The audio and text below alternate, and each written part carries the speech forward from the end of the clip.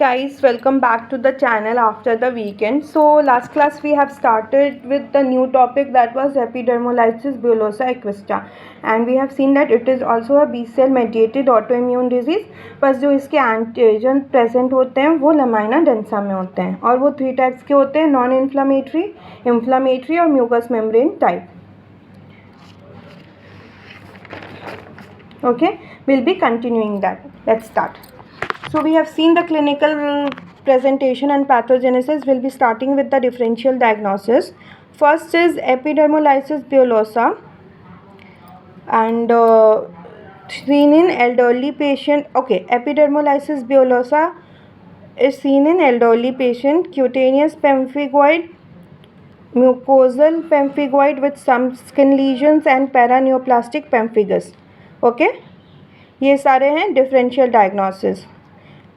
Okay, last class we have seen this ना, the inflammatory and non inflammatory epidermolysis bullosa acquista types will present mostly with skin bullae and vesicles that ruptures and scar as they heal. Skin fragility is noted, and in the mucous membrane type, the mucosa is equally fragile and will form large hemorrhagic bulla, usually seen on the buccal mucosa. And the oral region will heal with scar formation. तो ये जो हम लोग पढ़े थे उसके बारे में है कि कैसे कैसे क्या होता है. ठीक है, स्किन बुला वेसिकल्स फॉर्म होते हैं और म्यूकस मेम्ब्रेन टाइप में हेमोरेजिक बिल्ले फॉर्म होते हैं. So we have seen the differential diagnosis. Now coming to the diagnostic workup. Anticipated by the age of the patient and extreme fragility of either skin or mucosa. तो सबसे पहले इसको पहचानने का तरीका है age of the patient. Okay, and skin fragility of either skin और mucosa.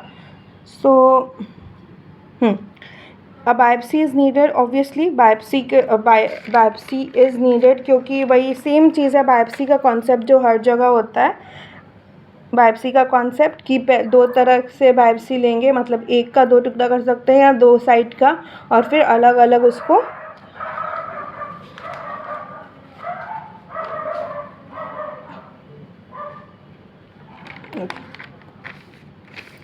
sorry for the noise.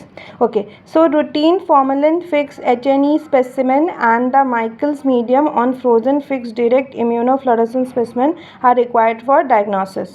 We have seen सारे इसमें हम लोग ऐसे ही कर रहे हैं, एक formalin fixed H&E specimen और एक Michaels medium for direct immunofluorescence, या Michaels medium यूज़ कर सकते हैं या frozen fix. ठीक है. Now coming to histopathology. Bullae form below the basal lamina. Some are non-inflammatory, but more frequent is lymphocytes and neutrophils. Eosinophils may be present. कुछ non inflammatory होते हैं, लेकिन जो इन्फ्लामेटरी होते हैं उसमें लिम्फोसाइटिक इन्फिल्ट्रेशन और न्यूट्रोफिलिक इन्फिल्ट्रेशन होता है ज़्यादा, और कभी कभी eosinophils भी दिखते हैं.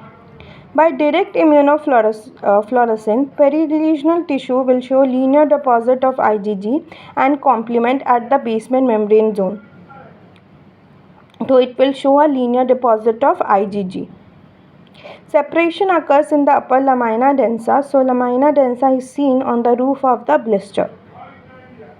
While electron biopsy will be diagnostic, the use of salt split skin for diagnosis is most helpful and distinguish this condition from cutaneous pemphigoid.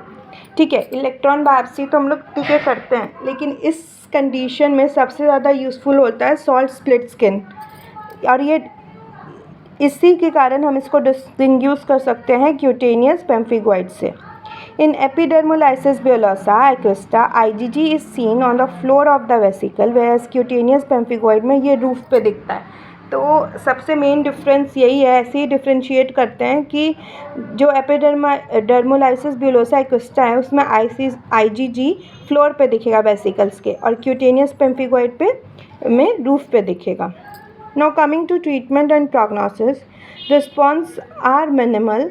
Patients are treated with adjusted dose of prednisone. Generally systemic corticosteroid देते हैं, लेकिन response उतना अच्छा नहीं है. Then dapsone, azathioprine and rituximab, and further supported with protective clothing and an effort to avoid skin and mucosal friction or trauma. तो medicine हो गया, और 2 चीज़ का ध्यान रखना है, फ्रिक्शन या ट्रॉमा नहीं हो, ठीक है। That's all about epidermolysis bullosa acquisita. Will be starting a new topic in next class. Till then, like, share, subscribe and comment. Bye.